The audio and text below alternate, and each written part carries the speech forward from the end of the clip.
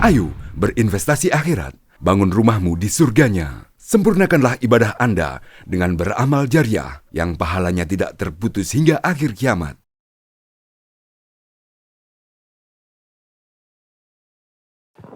Assalamualaikum warahmatullahi wabarakatuh. Alhamdulillah. Alhamdulillahilladzi hadana lihada wa ma kunna linahtadiya laula an hadana Allah. Wa ashhadu an la ilaha illallah wahdahu la syarika lah. Wa ashhadu anna Muhammadan abduhu wa rasuluh khaliluhu wa safiyuh la nabiyya wa la rasula ba'dah.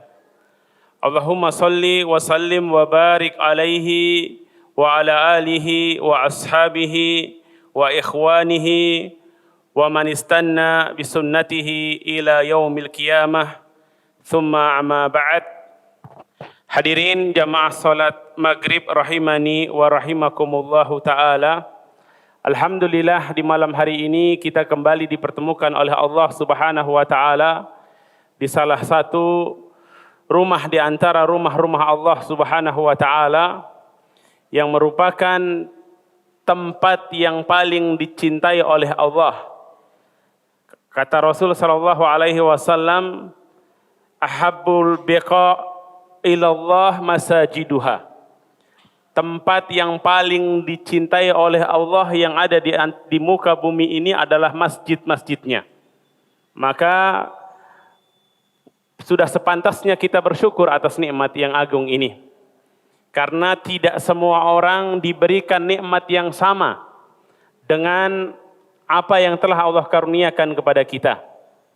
Salawat dan taslim senantiasa kita haturkan kepada tauladan kita, Khalilullah, Nabiullah, Afdalul Anbiya'i war Rusul, Nabi akhir zaman, Nabiullah Muhammad sallallahu alaihi wasallam beserta keluarga beliau, sahabat-sahabat beliau, para tabi'in dan tabi'ut tabi'in, serta kita memohon kepada Allah subhanahu wa ta'ala, semoga kelak di yaumil akhir, Allah karuniakan kepada kita syafaat Nabiullah Muhammad sallallahu alaihi wasallam dan Allah kumpulkan kita bersama dengan beliau sallallahu alaihi wasallam di surganya Allah, amin ya rabbal alamin.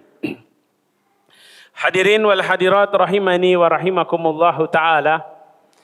Kalau pada pertemuan yang lalu kita telah menjelaskan dan membahas bahwa penyebab yang paling besar yang menyebabkan banyak manusia jatuh kepada kekufuran dan kesyirikan adalah sikap gulu, berlebih-lebihan, pengkultusan yang melebihi batas yang dibolehkan oleh syariat.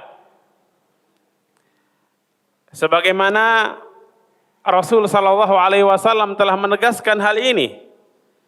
Innama ahlaka man kana qablakum al-ghulu fid din. Sesungguhnya hal yang membuat orang-orang terdahulu dari kalangan ahlu kitab mereka binasa karena mereka bersikap gulu, berlebih-lebihan dalam beragama. Dan kita sudah jelaskan bahwasanya Islam adalah agama yang wasat. Kita diperintahkan untuk senantiasa bersikap wasatiyah. La ifrata wa la tafrit. Tidak ekstrim kanan ataupun ekstrim kiri.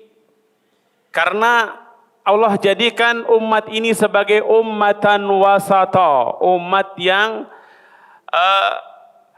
wasatiyah atau yang biasa disebut dengan moderat. Dan sudah kita jelaskan pula bahwasanya yang dimaksud dengan moderat adalah ketika kita beramal sesuai dengan petunjuk Allah dan petunjuk Rasulullah sallallahu alaihi wasallam. Pada kesempatan malam hari ini insyaallah kita akan membahas pembahasan yang masih ada kaitannya dengan pembahasan yang sebelumnya. Kalau yang sebelumnya bersikap gulu, itu penyebab kehancuran, kebinasaan, maka pada kesempatan ini kita akan membahas dan mengkaji dalil-dalil dari hadis Rasulullah sallallahu alaihi wasallam ataupun tentu dari Al-Qur'an dan dari hadis Rasulullah sallallahu alaihi wasallam yang menjelaskan bahwasanya semua hal yang mengarah kepada hal yang terlarang tersebut pun menjadi terlarang. Sudah kita singgung pada pertemuan yang lalu ketika Allah Subhanahu wa taala mengharamkan zina. Maka Allah mengharamkan semua sarana yang dapat mengantarkan seseorang kepada perbuatan zina. Maka Allah Subhanahu wa taala katakan dalam Al-Qur'an, "Wala taqrabuz zina." Dan janganlah kalian mendekati zina. Allah tidak katakan jangan berzina. Nanti orang yang keblinger, pinternya sudah sampai kelewat batas, mengatakan kan tidak dilarang berzina Ustadz. Kalau gitu zina boleh. Ini logika yang ngawur. Bagaimana bisa zina boleh? Mendekati zina saja enggak boleh. Maka ini larangan yang sangat tegas. Dan ini menjelaskan kepada kita semua hal yang dapat menghantarkan seseorang kepada perbuatan zina, maka itu hukumnya haram. Maka dalam Islam diharamkan kholwat, berdua-duaan laki-laki dan wanita yang bukan mahram di tempat yang tertutup. Diharamkan atau kita diperintahkan untuk ghodul basar, menjaga pandangan kita dari hal-hal yang bisa menghantarkan seseorang kepada kemaksiatan dan hal-hal lainnya. Begitu juga ketika Allah mengharamkan riba dan Allah Subhanahu wa taala menegaskan tentang begitu mengerikannya dosa riba, maka Rasulullah sallallahu alaihi wasallam menjelaskan segala hal yang dapat menjadi penyebab terwujudnya riba. Di antaranya apa? Orang yang membantu mencatat, menjadi saksi, yang mereka punya andil sehingga akad riba itu bisa terjadi, maka mereka semua dikatakan oleh Nabi sallallahu alaihi wasallam hum sawa, mereka sama dalam dosa, sehingga memang pintu dan celah dosa tadi sudah ditutup oleh Allah Subhanahu wa taala. Maka demikian pula ketika Allah Subhanahu wa taala mengharamkan seorang untuk beribadah kepada penghuni kubur, meminta atau bertabaruk kepada orang-orang soleh yang sudah meninggal, itu dilarang.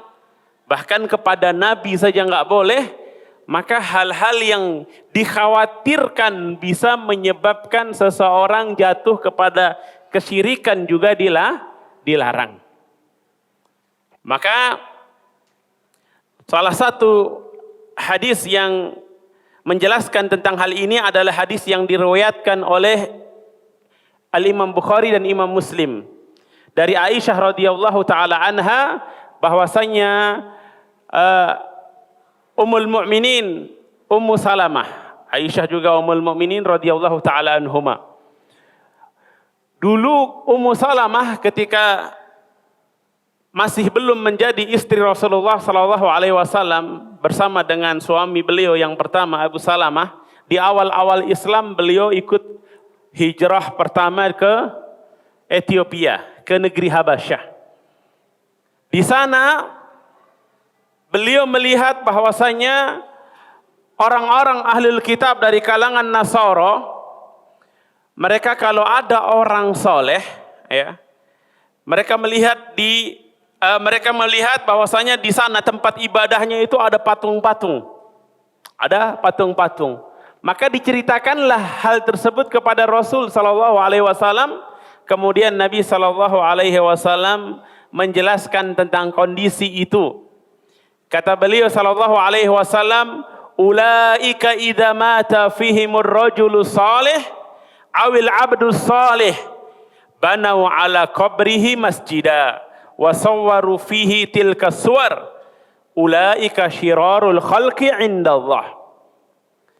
Kata Nabi SAW, mereka itu adalah kaum yang apabila ada orang soleh atau hamba soleh yang meninggal, kemudian sudah dimakamkan, maka di atas makamnya tadi dibangunlah tempat ibadah. Dibangunlah tempat ibadah. Tempat untuk mereka beribadah. Jadi kalau ada orang soleh, ya, orang-orang ahlul kitab dulu dari kalangan Nasara yang ada di Habasyah, kata Nabi, mereka kalau ada orang yang soleh meninggal, maka di kuburannya dibangunkan tempat untuk ibadah. Wasawwaru tilka suwar, dan mereka buat gambar-gambar atau patung-patung tersebut. Apa hasilnya? Kata Nabi SAW, ulaika syirarul khalqi indallah. Mereka itu adalah seburuk-buruk makhluk di sisi Allah. Artinya apa? Perbuatan mereka ini benar atau salah? Benar atau salah, Pak? Salah. Bahkan ini termasuk dosa besar. Dosa besar itu, Pak, kalau disebutkan ancaman hukuman di dunia atau di akhirat, atau disebutkan bahwa pelakunya dilaknat, ya. Termasuk di dalamnya ketika disebutkan bahwasanya pelakunya adalah seburuk-buruk makhluk. Dalam hadis yang lain, Rasul SAW menyebutkan ada dua golongan orang yang disebut sebagai seburuk-buruk makhluk. Yang pertama adalah mereka yang masih hidup ketika hari kiamat telah datang. Yang kedua siapa? Yang kedua adalah mereka yang membangun tempat ibadah, membangun masjid di atas kuburan. Dua ini Rasul SAW sebutkan ulaika syirarul khalqi indallah. Adapun orang-orang yang mereka mendapati hari kiamat, kenapa? Karena sebelum datangnya hari kiamat Allah tiupkan angin, yang angin itu mencabut semua nyawa orang-orang yang masih ada keimanan di dalam dirinya. Maka yang tersisa pada saat itu nanti di akhir zaman, waliya'udzubillah, semoga kita diselamatkan dari kondisi tersebut, adalah makhluk-makhluk yang paling buruk. Saking buruknya nanti di hari kiamat sebagaimana dikabarkan oleh Nabi SAW, sebelum datang hari kiamat di akhir zaman nanti Ka'bah itu akan dihancurkan oleh manusia yang paling celaka. Dan orang-orang yang saat itu hidup, Pak, mereka nggak ada yang mencegah. Kenapa? Karena sudah tidak memuliakan Ka'bah lagi. Karena memang mereka adalah manusia-manusia yang paling buruk yang tersisa di atas muka bumi. Bahkan kalau ada orang yang berzina di depan umum, terang-terangan mereka tidak katakan ini buruk. Mereka hanya mengatakan, cobalah kalau berzina itu ya di belakang sana, jangan di depan orang. Hanya begitu saja. Tidak mengatakan bahwa zina itu adalah dosa. Kondisi itu adalah kondisi yang menjelaskan kepada kita, memang manusia saat itu adalah yang tersisa adalah manusia-manusia yang terpuruk. Dan Nabi menggandengkan, menyandingkan antara orang-orang yang mereka masih hidup di saat hari kiamat nanti dan orang-orang yang membangun tempat ibadah, yang membangun masjid di atas apa? Di atas kuburan, sebagai manusia atau makhluk terburuk, waliya'udzubillah. Ini menunjukkan bahwasanya perbuatan ini merupakan dosa yang sangat besar. Maka para ulama dimulai dari para sahabat. Ali bin Abi Thalib radhiyallahu taala anhu mengatakan kepada murid beliau Abul Hayyat Al-Asadi, beliau mengatakan, ala ab'atsuka ala ma ba'athani alaihi Rasulullah sallallahu alaihi wasallam, ala tada timsalan illa tamastah wala qabran musyrifan illa sawaitah. Wahai Abul Hayyat, maukah engkau aku berikan, aku utus untuk menjalankan perintah sebagaimana Nabi mengutusku dulu. Janganlah engkau melihat patung berhala kecuali engkau hancurkan. dan engkau melihat kuburan yang ditinggikan kecuali diratakan. Tentu dalam hal amar ma'ruf, terutama nahyu mungkar, ini ada kaedahnya. Tidak boleh lantas menyebabkan madarat yang lebih besar. Jangan sampai nanti salah paham, pulang dari kajian langsung cari apa? Cari martelu, cari hammer, bodam, kejar. Di sana ada patung, dihancurin. Timbul masalah yang mungkin madaratnya lebih besar. Satu kaidah yang sangat penting dalam mencegah kemungkaran atau mengingkari kemungkaran, tidak boleh menyebabkan kemungkaran yang lebih besar. Kalau menimbulkan kemungkaran yang lebih besar, ya, maka ini jadinya terlarang karena kita dianggap tidak mampu. Seperti apa? Meyakini bahwasanya sesembahan-sesembahan yang disembah selain Allah itu adalah batil, sesat. Itu wajib kita yakini. Tapi mengolok-olok sesembahan mereka boleh tidak? Tidak boleh. Karena itu akan menyebabkan kemungkaran yang lebih besar. Maka Allah katakan dalam Al-Quran, وَلَا تَسُبُّ الَّذِينَ يَدْعُونَ ولا تسبوا الذين يدعون من غير الله عدوا بغير ولا تسبوا الذين يدعون من غير الله فيسبوا الله عدوا بغير علم. Jangan kalian mencela, menghina, mencemooh mereka dengan sesembahan mereka yang menyembah selain Allah. Kenapa? Karena nanti risikonya mereka balik akan menghina dan mencela Allah. Kita tidak boleh menjadi penyebab orang-orang jahil menghina dan mencela Allah Subhanahu wa taala. Karena itu dosa. Sama halnya dengan seorang anak tidak boleh mencela orang tuanya orang lain yang menyebabkan orang tua dia jadi dicela.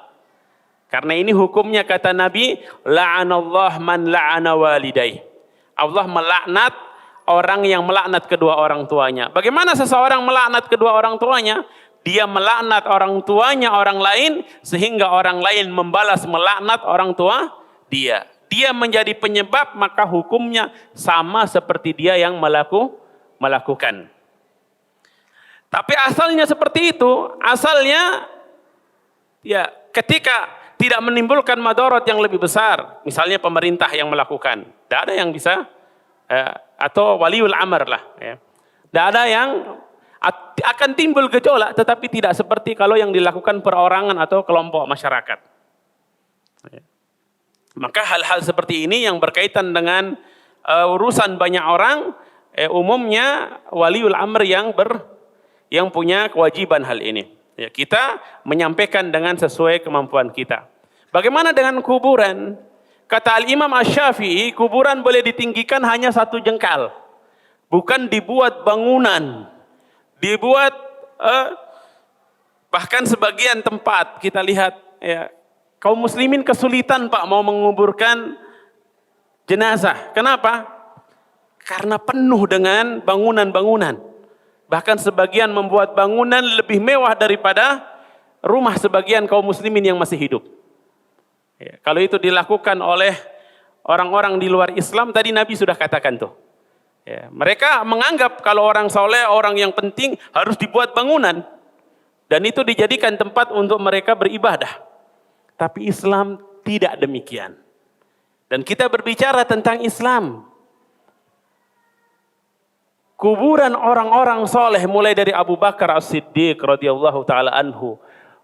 Umat Nabi Muhammad yang paling soleh adalah Abu Bakar As-Siddiq.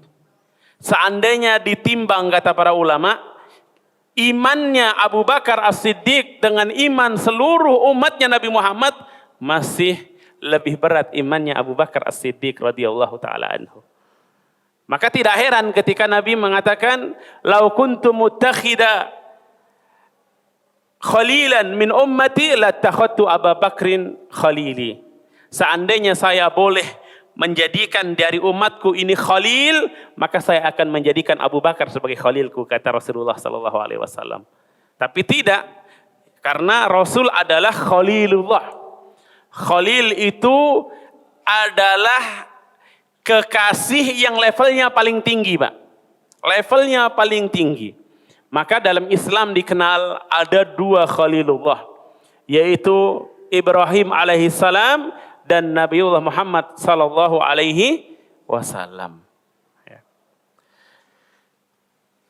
Sama dengan hal tadi, ya. Kata Ali bin Abi Thalib radhiyallahu taala anhu, ya, kuburan itu tidak dibangun tinggi, tapi bukan diratakan sama sekali, tidak. Seperti dijelaskan oleh Al-Imam Asy-Syafi'i, ditinggikan sebatas diketahui oh itu kuburan. Sehingga yang namanya kuburan kaum muslimin itu harus dijaga kehormatannya, Pak. Kuburan itu punya kehormatan. Sekarang kita sangat miris ketika ada sebagian kaum muslimin kalau datang mengantarkan jenazah untuk dimakamkan, dia lewat injak-injak kuburannya saudaranya. Ini haram, tidak boleh.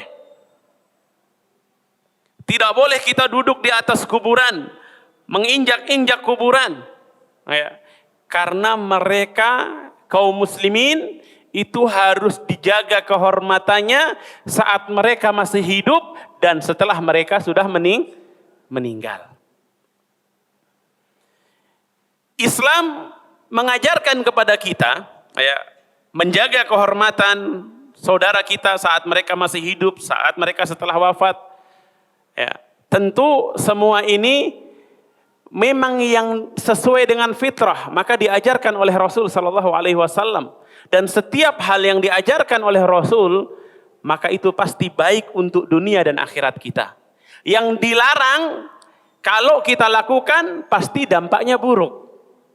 Maka yang harus kita lakukan, seperti yang diperintahkan Nabi, dan meninggalkan yang dilarang oleh Nabi Muhammad SAW. Terkait tentang kuburan, Nabi SAW dulu di awal-awal Islam, beliau sampai melarang kaum muslimin untuk ziarah kubur. Kenapa? Karena dulu ketika kaum muslimin Islam baru datang di awal-awal, orang-orang musyrik dulu, Pak, kalau ke kuburan itu yang ada apa? Mereka minta kepada penghuni kubur. Mereka berdoa minta kepada yang ada di kuburan, penghuni kubur tadi, yang mereka anggap orang soleh atau orang baik. Ya. Padahal terkadang bahkan mereka mengagungkan kuburan yang nggak ada isinya. Ya, karena dianggap keramat begini begitu, ya, lantas dia berdoa. Itu terjadi. Maka dulu di awal-awal Nabi melarang kaum muslimin untuk berziarah kubur.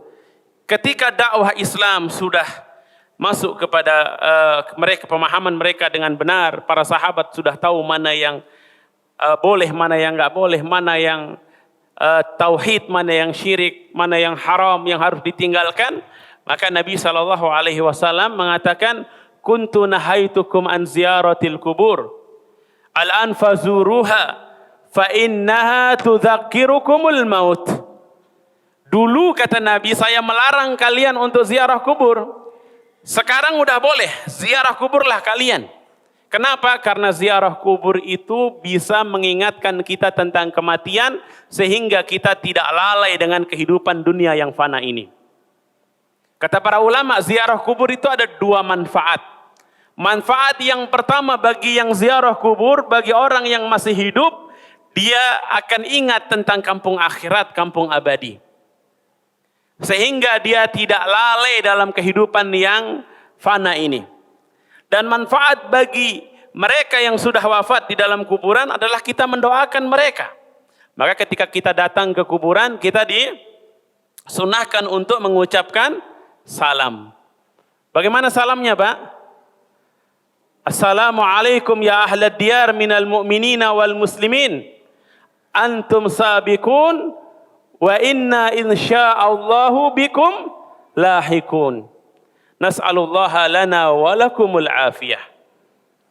Keselamatan bagi kalian wahai penghuni kubur dari kalangan orang-orang beriman, kalangan orang-orang muslim, kalian sudah duluan.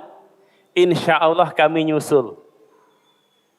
Semoga Allah memberikan keselamatan bagi kita semua, bagi kami dan kalian. Kita doakan mereka. Ini yang diperintahkan kita untuk ketika kita datang ke kuburan, datang untuk ziarah kubur, bukan datang untuk mengadukan kesulitan kita kepada nenek moyang kita atau yang ada di kuburan, tidak. Kesulitan adukan kepada Allah Subhanahu wa ta'ala. Maka para ulama menjelaskan, ya, ibadah bahkan jika itu untuk Allah, orang yang sengaja sholat, dia menganggap sholat di kuburan itu lebih baik, atau berdoa di kuburan lebih baik daripada di masjid, maka ini jelas-jelas menyimpang. Tadi di awal sudah kita jelaskan, tempat yang paling dicintai Allah adalah masjid. Maka terbaik kita berdoa, kita beribadah ya di masjid. Bahkan kalau kita lihat larangan-larangan dan dalil-dalil yang sangat tegas, Allah Subhanahu wa taala melalui Rasulullah sallallahu alaihi wasallam menjelaskan bahwasanya ibadah-ibadah yang dikhususkan di kuburan tadi, selain ziarah ya, dia sholat ke kuburan, ya, sholat menghadap ke kuburan dengan menganggap bahwasanya di situ ada keistimewaannya, semua ini terlarang. Di antaranya dalam hadis yang lain yang juga diriwayatkan oleh Imam Bukhari dan Imam Muslim, kata Nabi sallallahu alaihi wasallam, la'natullah 'alal yahud wan nasara ittakhadhu qubur anbiya'ihim masajid. Allah melaknat orang-orang Yahudi dan orang-orang Nasara, mereka menjadikan kuburan-kuburan nabi-nabi mereka sebagai masjid, sebagai tempat ibadah. Kemudian sebagian orang mungkin beranggapan, kalau begitu Ustaz, bagaimana dengan kuburannya Nabi sallallahu alaihi wasallam? Bukankah kuburannya Nabi itu ada di dalam masjid? Iya atau tidak, Pak? Bagaimana menjelaskannya? Para ulama memberikan penjelasan yang sangat gamblang tentang hal ini. Yang pertama, Pak, kita harus pahami bahwasanya ada hukum yang khusus untuk para nabi dan rasul. Di antara kekhususannya adalah nabi dan rasul itu, kalau beliau wafat, maka di tempat wafatnya lah beliau harus dimakamkan. Tidak boleh dipindahkan ke tempat lain. Dan ini berdasarkan hadis Nabi SAW yang diriwayatkan oleh Ibnu Majah. Kata Rasul SAW, al-anbiya'u yudfanuna haitsu matu. Para nabi itu dikuburkan, dimakamkan di tempat mereka meninggal. Dan Rasulullah Shallallahu Alaihi Wasallam beliau wafat di mana? Di rumah beliau, di rumahnya Aisyah, di kamarnya Aisyah, di atas pangkuannya Aisyah.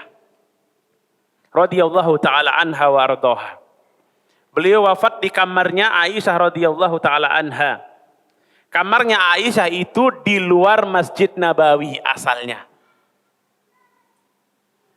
Sampai para sahabat dari mulai zamannya Abu Bakar, Umar, ya, Utsman, Ali, ya, seterusnya.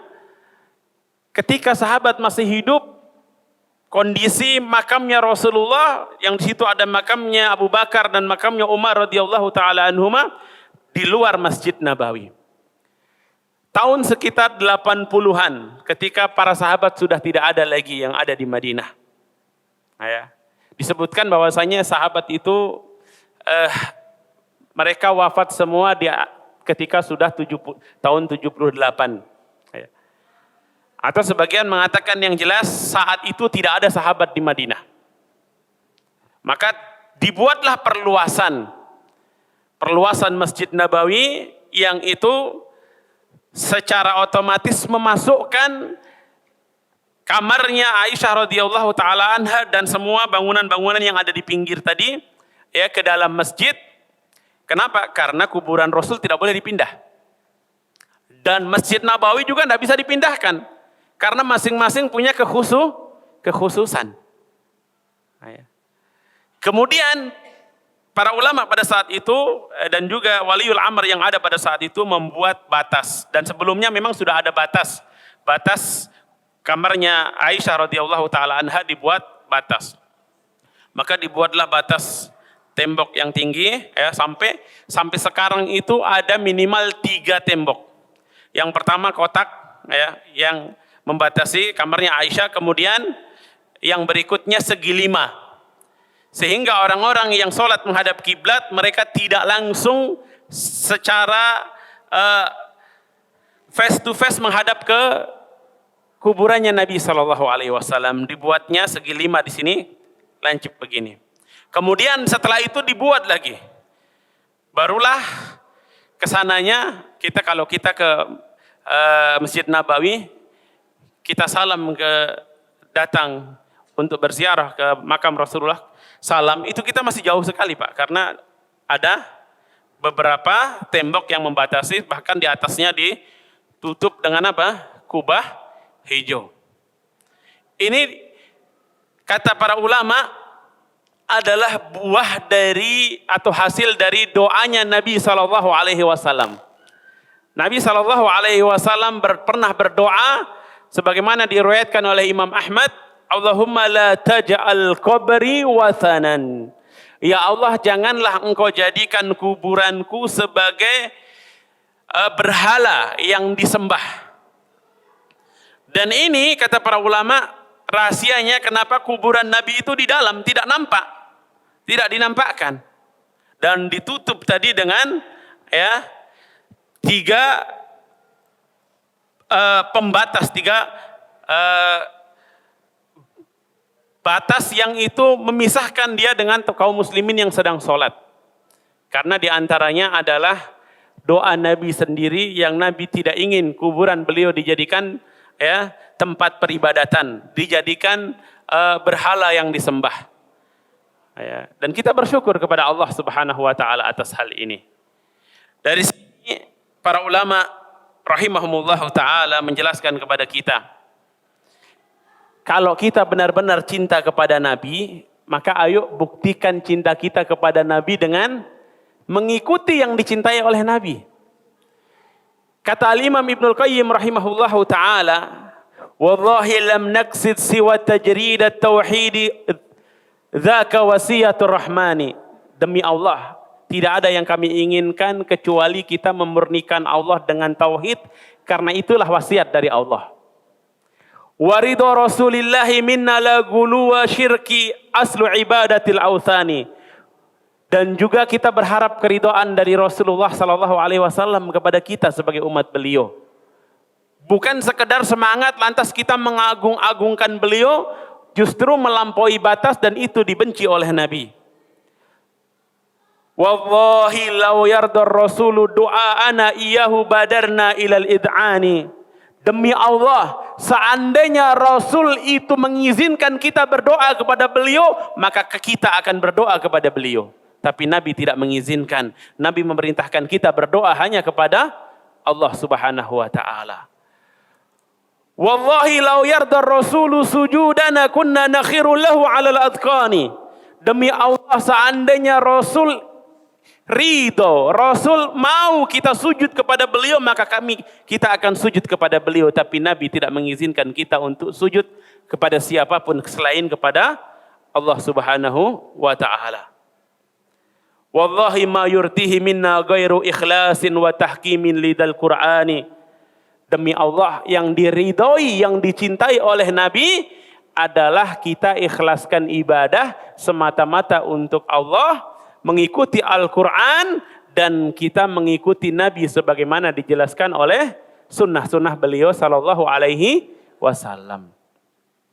Jadi kita tidak lakukan itu karena kita cinta kepada Nabi. Seandainya ada keterangan Nabi sallallahu alaihi wasallam mengizinkan umatnya untuk berdoa kepada beliau, kita orang pertama yang akan berdoa dan meminta kepada beliau. Tapi jelas bahwasanya meminta kepada beliau boleh saat masih hidup, dan saat nanti di hari kiamat bertemu dengan beliau untuk minta syafaat.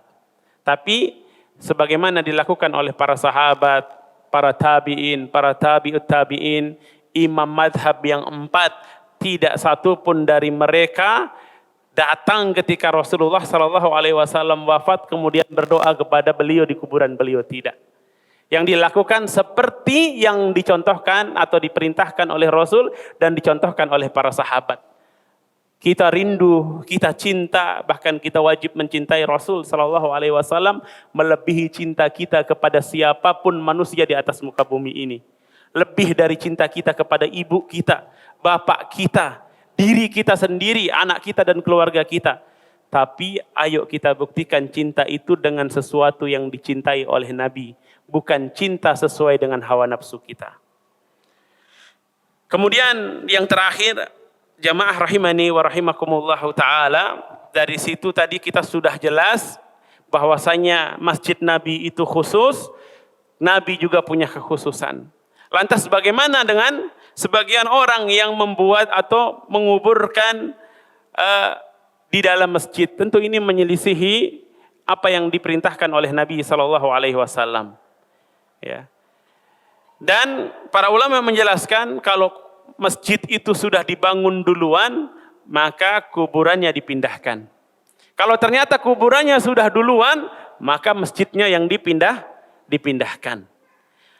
Adapun kalau masjidnya berada di tempat di luar, tidak nyambung dengan kuburannya di luar masjid tidak menyambung dengan masjid, itu di belakangnya atau di sampingnya, ya.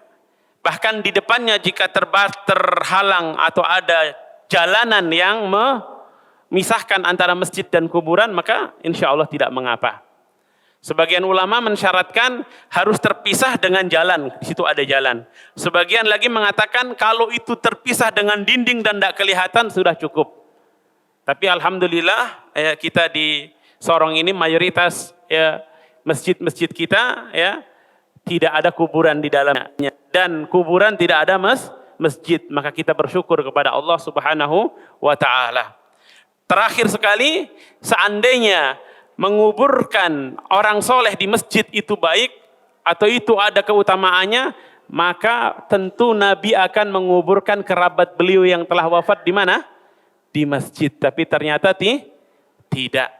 Semoga Allah Subhanahu wa taala memberikan kekuatan, keistiqomahan untuk bisa mengikuti beliau sallallahu alaihi wasallam, dan kelak Allah kumpulkan kita bersama dengan beliau sallallahu alaihi wasallam di surganya. Amin ya rabbal alamin. Wallahu taala a'lam bis-shawab. Wa sallallahu ala nabiyyina Muhammadin wa ala alihi wa sahbihi wasallam. Wa akhiru da'wana alhamdulillahi rabbil alamin. Assalamualaikum warahmatullahi wabarakatuh.